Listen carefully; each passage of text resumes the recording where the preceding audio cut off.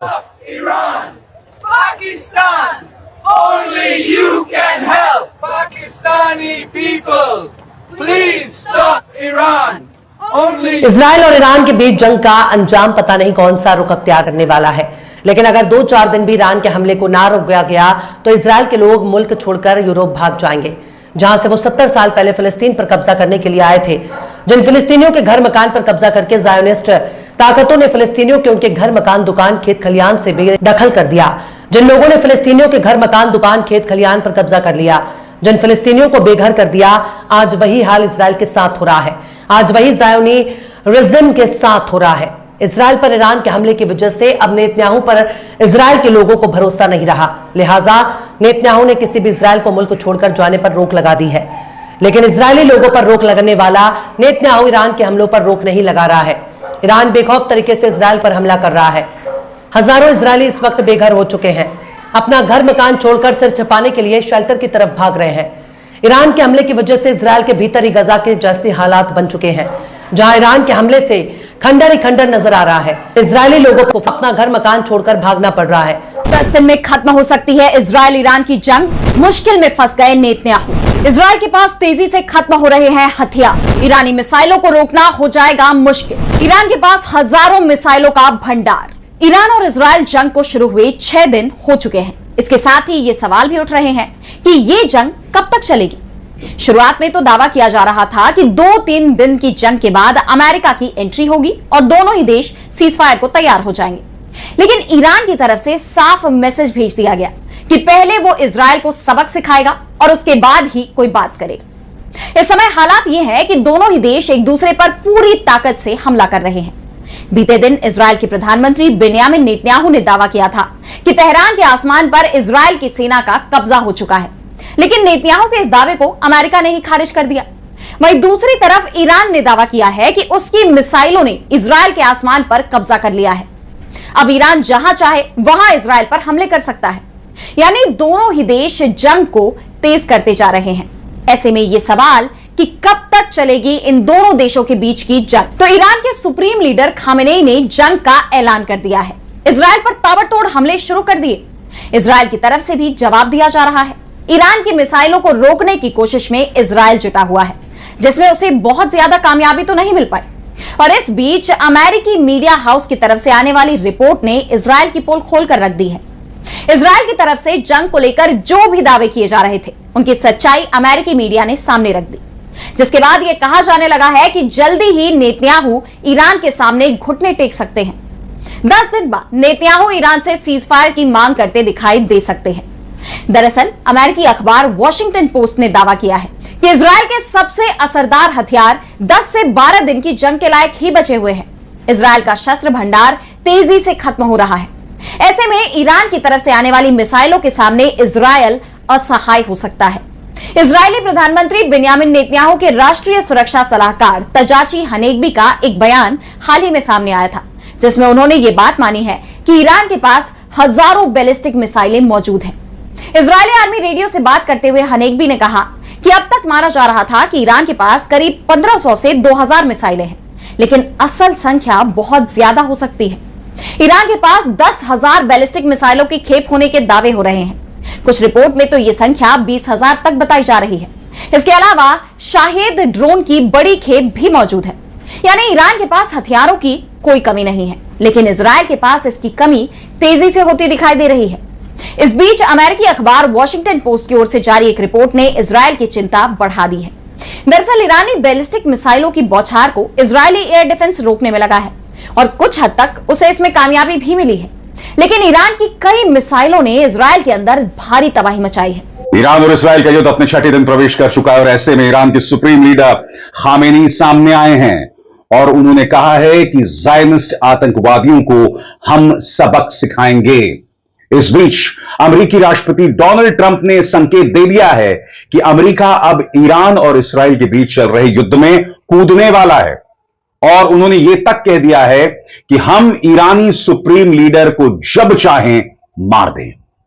क्या अमेरिका के लिए ऐसा करना आसान होगा?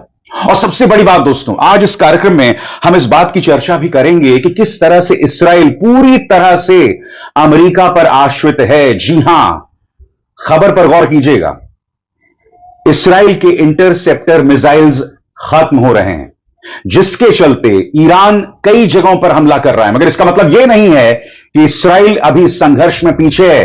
इसराइल भी अपने मन मुताबिक तेहरान में जहां चाहे वार कर रहा है, मगर इसमें दो राय नहीं है दोस्तों। डोनाल्ड ट्रंप का जो रवैया है वो निहायत ही शर्मनाक है। ट्रंप ये बयान दे रहे हैं आम तेहरान वासी को कि तुम तेहरान खाली कर दो। तेहरान, जहां तक मैं जानता हूं, न्यूयॉर्क से। दोस्तों, किसी भी जंग में दुश्मन को पहले से ही कमजोर समझ लेना सबसे बड़ी गलती, और ये गलती इत्तेफाक से अमेरिका और इजराइल से हो गई। अब हो गई तो हो गई, और इसीलिए जब ईरान ने पहली बार पलटवार किया, रिटेलिएट किया इजराइल पर, तो अमेरिका को भी दिन में तारे नजर आ गए। इजराइल ही नहीं हिला, वॉशिंगटन भी हिल गया।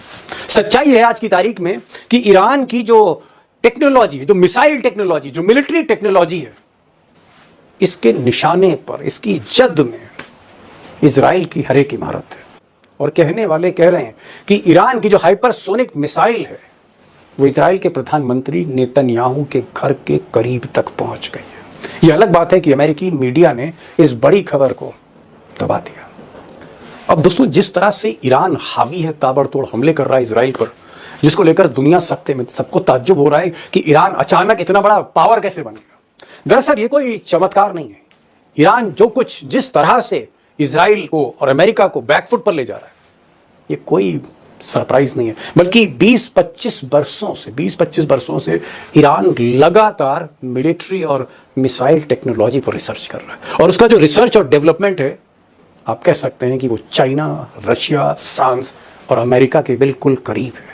और इस कड़ी में ईरान की जो हाइपरसोनिक मिसाइल है फतेह, जो साउंड की, ध्वनि की स्पीड से 5 गुना 10 गुना ज्यादा है उसकी रफ्तार, उसको अमेरिका का एयर डिफेंस सिस्टम रोक नहीं पा रहा है, उसको इजराइल का एयर डोम रोक नहीं पा रहा है। और इसीलिए ईरान जहां चाह रहा है उस इमारत पर मिसाइल गिरा रहा है। अब चाहे वो मोसाद का दफ्तर हो या फिर डिफेंस का हेडक्वार्टर हो, यहां तक कि अमेरिका की एम्बेसी है, वहां तक भी मिसाइल ईरान की हमला कर रही है।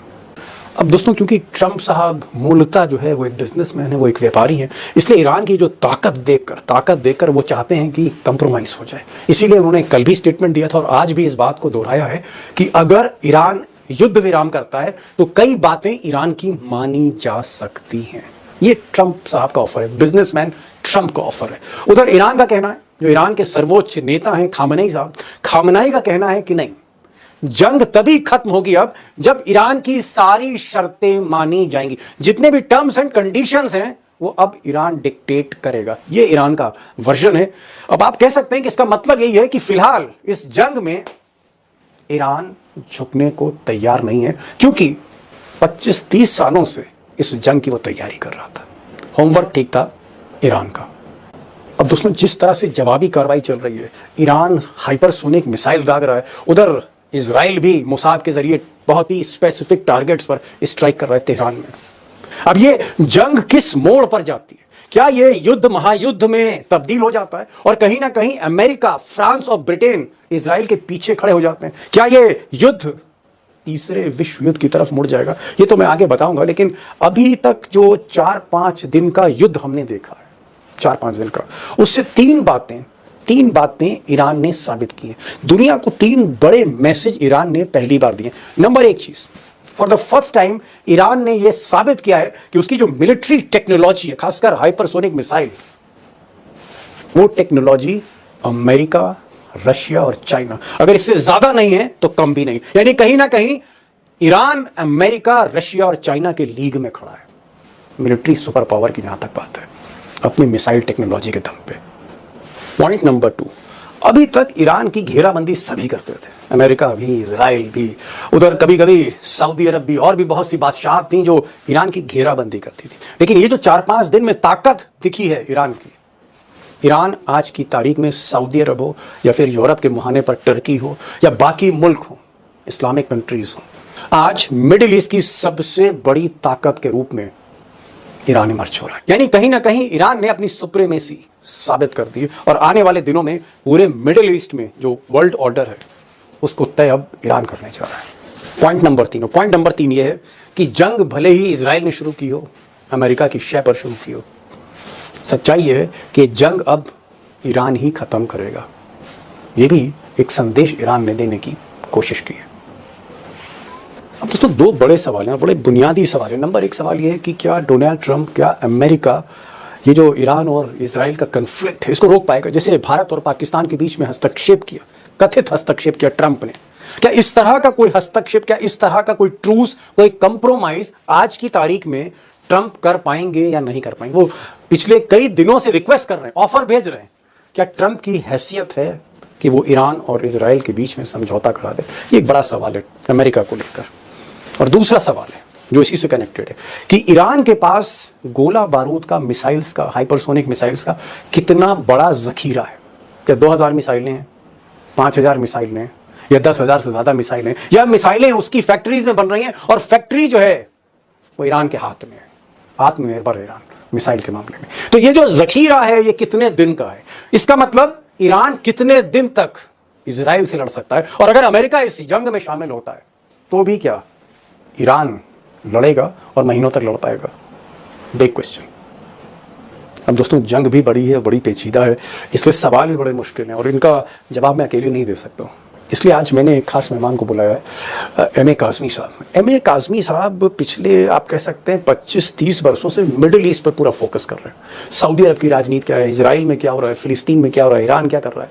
और सिर्फ ऐसा नहीं कि स्टूडियो से कवर कर रहे हैं, वहां जाकर कवर कर रहे हैं, कई बार जा चुके हैं और बड़ी इन डेप्थ नॉलेज, भीतर तक की जानकारियां उनके पास है। आज मैंने उनको बुलाया कि काज़मी साहब आप आइए और आपके जो नॉलेज है मैं चाहता हूं आप दोस्तों के साथ शेयर करिए। तो काज़मी साहब को सुनिएगा।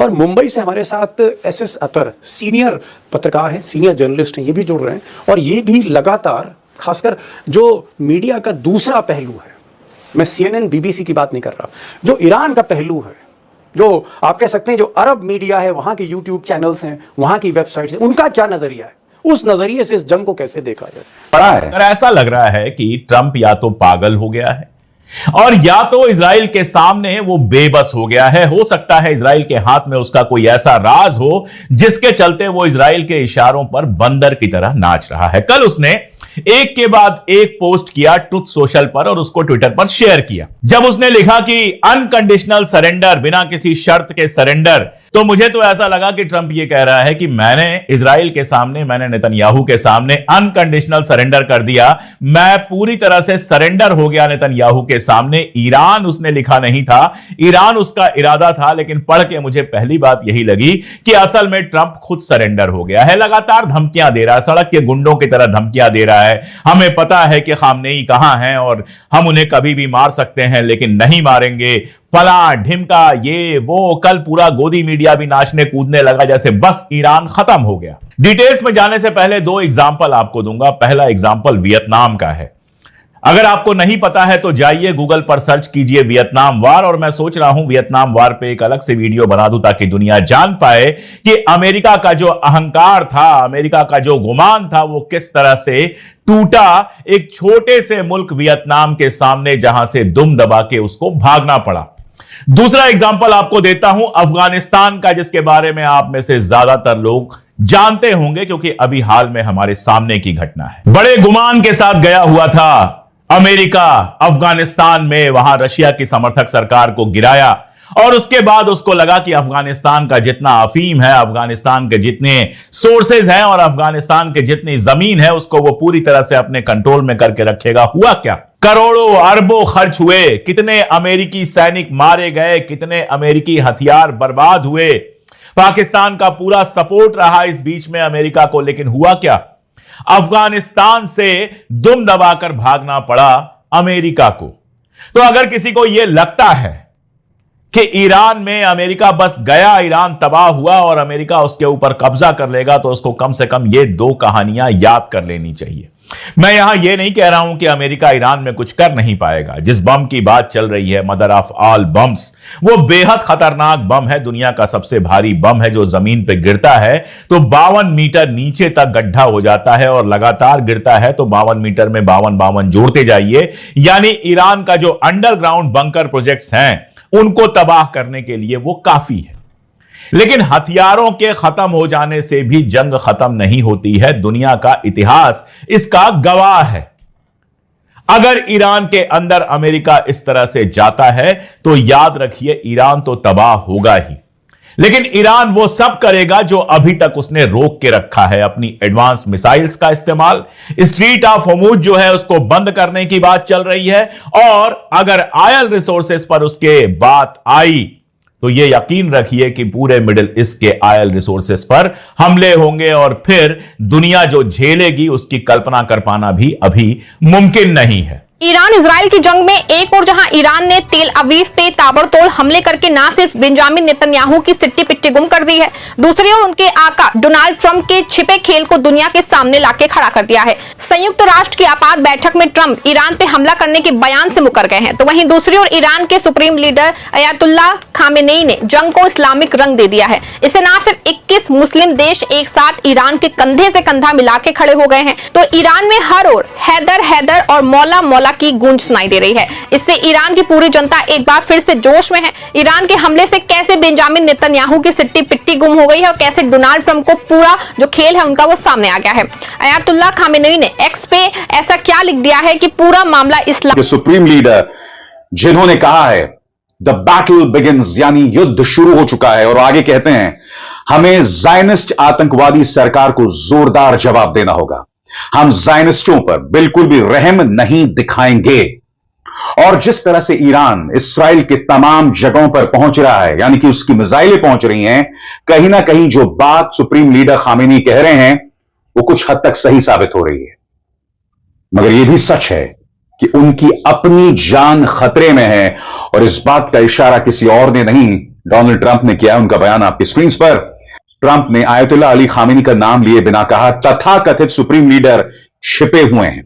मैं आपको बतलाना चाहता हूं अपने ट्रूथ सोशल मीडिया प्लेटफॉर्म पर डोनाल्ड ट्रंप ने क्या कहा, और यह सीधे तौर पर खामेनी को जान से मारने की धमकी है। आपकी स्क्रीन पर अमेरिकी राष्ट्रपति डोनाल्ड ट्रंप ने अपने social media platform truth social पर ईरान को लेकर कई पोस्ट किए हैं। उन्होंने अपने ताजा पोस्ट में लिखा है बिना शर्त सरेंडर।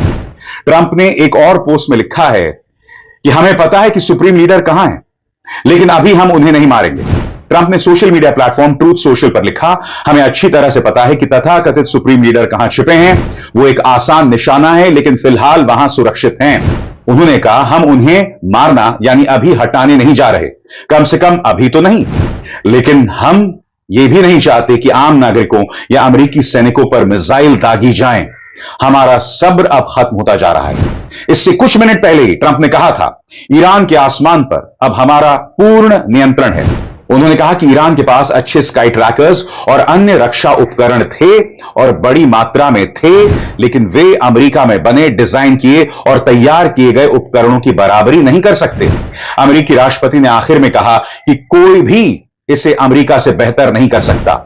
एक तरह से कहा जा सकता है जैसे जैसे युद्ध जो है अपने छठे दिन प्रवेश कर रहा है तो इसके मायने बदल रहे हैं, क्योंकि अगर खामेनी को ट्रंप और नेतन्याहू मार देते हैं, क्योंकि अब तक क्या हो रहा था दोस्तों, इस्राइल ने उनके परमाणु वैज्ञानिकों को मार दिया, उनके मिलिट्री जनरल्स को मार दिया, और यह पेशकश बेंजामिन नेतन्याहू ने की है। नेतन्याहू ने कहा कि हमें खामेनी को भी मार देना चाहिए, मगर अब तक ट्रंप इसे खारिज कर रहे थे। मगर अब अमेरिका इस युद्ध में प्रवेश कर चुका है। इनफैक्ट मैं आपको याद दिलाना चाहूंगा एक इंटरव्यू में नेतन्याहू ने यह तक कहा था कि खामेनी के मर जाने से यह युद्ध रुक जाएगा। मुद्दा सिर्फ यह नहीं है कि सत्ता परिवर्तन हो जाएगा, उनका यह मानना है कि खामेनी के मरने के बाद यह युद्ध रुक जाएगा। मगर आप जानते हैं मामला इतना आसान नहीं है। अगर खामेनी को मारा गया तो पूरे इस्लामिक वर्ल्ड में, पूरे मध्य पूर्व में इसकी जबरदस्त गूंज सुनाई देगी, और यह ट्रंप के सामने एक बहुत कठिन चुनौती होगी। कई मध्य पूर्व में अमेरिकी बेसेस हैं जहां बहुत बड़ी तादाद में अमेरिकी सैनिक है, और जाहिर सी बात है अगर ऐसा कोई कदम उठाया जाता है तो उनकी अपनी जान खतरे में आ जाएगी।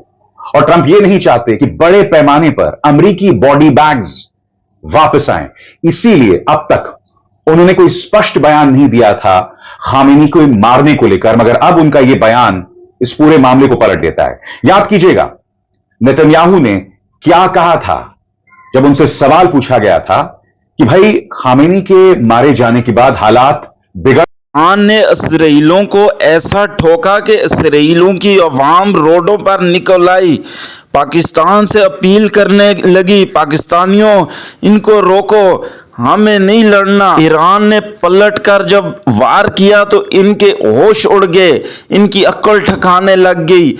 ये वही है जो फलस्तीन के ऊपर इन्होंने बेहद जो है ना जुल्म किया है। ये अब इनके ऊपर जब पड़ी तो अब ये रोने लग गए, पाकिस्तानियों हमें बचाओ, ये वो। उस टाइम भी इनको सोचना चाहिए इन्होंने कितना जुल्म किया फलस्तीनियों पर। अब जो है ना ईरान ने इनको लाक कर रख दिया, ईरान ने इनको उड़ा कर रख दिया। यकीन करें यही इंजाम होना चाहिए इसराइलों का। मजीद अगर इस तरह की रिएक्शन वीडियो देखनी है तो हमारे चैनल को सब्सक्राइब कर लें। वीडियो पसंद आई हो तो वीडियो को लाइक और दोस्तों के साथ शेयर जरूर कर लें।